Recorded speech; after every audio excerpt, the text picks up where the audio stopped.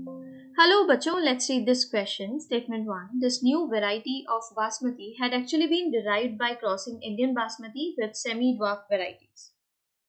ठीक है, तो यहाँ पर ये स्टेटमेंट कैसा हो जाता है, करेक्ट हो जाता है। अब आप जानते ही हैं 1997 में American company got patent rights on basmati.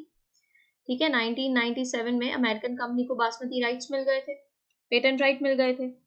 अब उसका क्या फायदा हुआ, दिया किसने था, थ्रू किसके मिला, US patent and trademark office के थ्रू। उससे क्या होता है ना, ये अलाउ कर देता है कंपनी को कि वो सेल कर सकती है और बना सकती है न्यू वेराइटीज ऑफ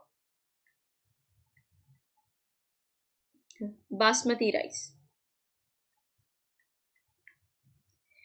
बट उन्होंने न्यू वेराइटी बनाई भी कैसे, जो इंडियन फार्मर्स है ना, उनकी वेराइटी को यूज करके।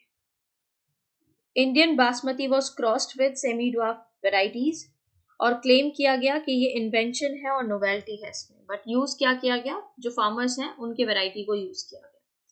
ठीक है, तो ये करेक्ट है। स्टेटमेंट 2 में दिया है biopiracy refers to the use of bio resources without proper authorisation from the countries and people concern without compensatory payment. तो यहाँ पर बायोपायरेसी किसके लिए रेफर होता है, जो लोग बायो रिसोर्सेज को यूज कर लेते हैं विदाउट ऑथराइजेशन, और जिस भी कंट्री का वो है उसके ऑथराइजेशन के बिना यूज भी कर लिया और उसके लिए कोई कंपेंसेटरी पेमेंट भी नहीं किया। ठीक है, तो विदाउट कंपेंसेटरी पेमेंट वो क्या कर रही है, प्रॉपर ऑथराइजेशन के बिना ही रिसोर्सेज को, बायो रिसोर्सेज को यूज कर रही है, ये बायोपायरेसी है। ठीक है, इसी को बायोपायरेसी कह रहे हैं।